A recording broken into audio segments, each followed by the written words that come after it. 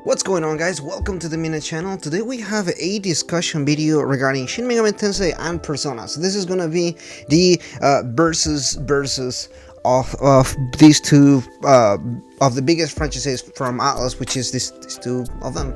Oddly enough, if you know anything about these two, obviously you can go along there and we can continue talking in the comments and everything, and you let me know what do you think is the biggest difference between Shin Megami Tensei and Persona, or what do you think that of the two things. Now, one of the biggest things that I do want to mention is well, Persona is kind of spin-off branch off from Shin Megami Tensei. They both come from Megami Tensei, which is the main line, and then everything else is kind of the Shin Megami Tensei being the reboot of the original Megami Tensei. And then it does feel like they have branched out apart more and more over the years, which is good, I think, in a certain aspect. Although most fans, I feel like don't see it that way, as they see it more of a bad thing. I actually see it the other way around. I see the different games being super different as in a good light. So today we're going to talk about the biggest difference between both of them. If you only played Persona, this may be cool for you because you get to know more about Shin Megami Tensei as a whole. You kind of get an idea of how it is and how it approaches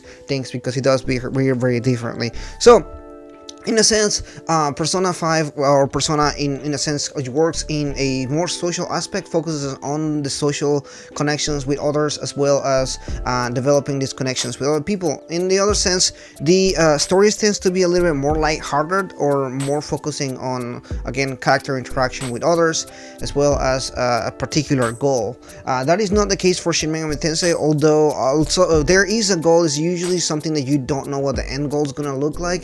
You're basically thrown into this particular scenario, which typically involves demons just rampaging the area where you live. You're kind of stuck in that particular aspect now, and now you have to solve some kind of mystery, of kind of get unraveled along what's going on there.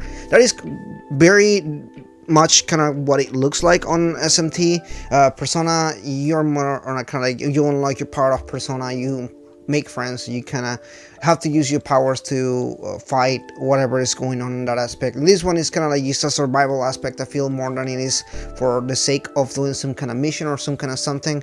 I think SMT just focuses more on the we have to survive, rather than just this is my honor and I have to use the personas to do whatever mission I want to do. So it's a very different approach to them again. I feel like in Shin Megami Tensei, obviously, and notice how I'm talking about personas and demons. That is also, I guess, one of the biggest differences. There is the summoning of demons, opposed to the way that you use personas, which come from the inner selves. They're used very different psychological aspects of as well, you know, when it comes to Persona with Jungian psychology, and then SMT, which is completely different there. So it's a completely different approach to them, and that aspect here. I think overall the bigger difference comes from what I would call the way that they approach endings and character structure when it comes to the actual story structure, because Shin Megami Tensei focuses on alignments, whether it is the chaos or law or neutral, which are three different aspects of how you will see the endings. You can actually get multiple chaos endings as well, or law endings and everything. It just really depends on the game, but there are different leanings. So the law meaning good, or some kind of good. It's not that's one of the things that I like about SMTs. It's never a good or bad. It's just an alignment of how you see things in life. Law in this aspect, you could call it good, but it's not really good. It's order. It's a really different aspect. Chaos will be like the bad ending, so to speak, but it's not really bad either. And neutral is really things stay in status quo as it's been. Neutral is kind of, and all of them is a different process to accessing those endings, which is completely different again for Persona. Persona 5 or Persona in general, whether it's Persona 3 or 4, they have a more cutthroat aspect to how you get to the good ending or the perfect ending. Is usually adding some additional aspects that you have to do in order to get a really good ending, but for the most part you get the good ending, and you sometimes get a bad ending, but it's because you failed the missions or because you did something wrong, and that kind of gives you a game over. So overall, that is also another aspect that is more different. Persona, although it has multiple endings, it basically boils down to good ending, true ending, or a bad ending from messing up on a mission, which is again completely different from what you will see on SMT, which has multiple endings depending on the leanings and variations of actions that you've done in a game. That is also one of the things that I feel like SMT does better in that aspect. I love multiple endings and I love doing multiple playthroughs for these games, so I think SMT does carry that up to how you can build up to that aspect where you have multiple endings based on what you've done and your actions and everything. I like that a lot. I think that that's a good aspect. I feel like Persona could borrow more from that, but I don't know how they will approach it in the social aspect, which is one of the biggest things. Now let's talk a little bit about the aspect on Persona. When it comes to the social aspect, as I mentioned earlier, is one of the biggest things. There is a social calendar and everything's structured in days, so there certain stuff can only happen in specific days. You have obviously the social calendar and the social links or confidence in Persona 5, and those aspects are what you make to build your friendships, and you talk to them and you spend time with them and you give them gifts and you do things. That is a very unique aspect to Persona. Outside of Persona, no other SMT game or other franchise within the Atlas sphere has that particular aspect to it. So if you're looking to get a similar experience, you're not gonna get that.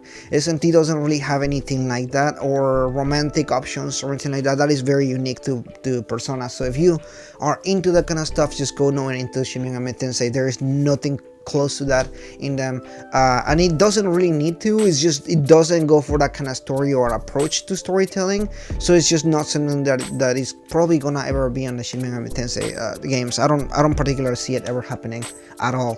And one of the latest points, I guess, is the way that battle system works. Although they're both in that aspect of the what I will say, the turn-based RPG genre, they do approach turn-based in a very different aspect. I think like Persona has over the years become easier as a game. If you compare something like going back from Persona 5 to Persona 3, when I was doing my playthrough, I was like struggling a little. I was like, man, how is this game hard? But then I remember when I was playing Nocturne and SMT4 and other SMT games, like there is a steep difference on difficulty when it comes to Persona and Shin Megami Tensei. I think that's one of the biggest points here. Shin Megami Tensei is really hard in some aspects, and it does require more strategizing than Persona. Persona is really straightforward. It gives you a lot of tools, and that's good because tools are good and it gives you a lot of different options. Versatility is the case here. However, Shin Megami Tensei is more structured, and it is a little bit harder when it comes to that. So going into it, if you never played a Shin Megami Tensei game, no, they are more hard, and you're probably gonna struggle dying more than you probably did in Persona. Persona is fairly easy as an RPG, even in the higher difficulties, still a pretty easy RPG, and it's usually more like straightforward because of the different aspects they added. I'm curious to see how Shin Megami Tensei 5 is going to turn on that aspect, because it does seem like they're probably going to stick with the same stuff, but we haven't seen any actual footage for that aspect, so I want to see that, see if we can compare it to what Persona has done so far, because it does stray away a little bit from each other. But anyway, that is pretty much in this video, but let me know in the comments below, what do you guys think? What is the biggest aspect that is the difference between SMT and Persona? And of course, let me know in the comments below, what is your favorite SMT or Persona game? Anyway, that's it for today, guys, and I'll see you guys next time.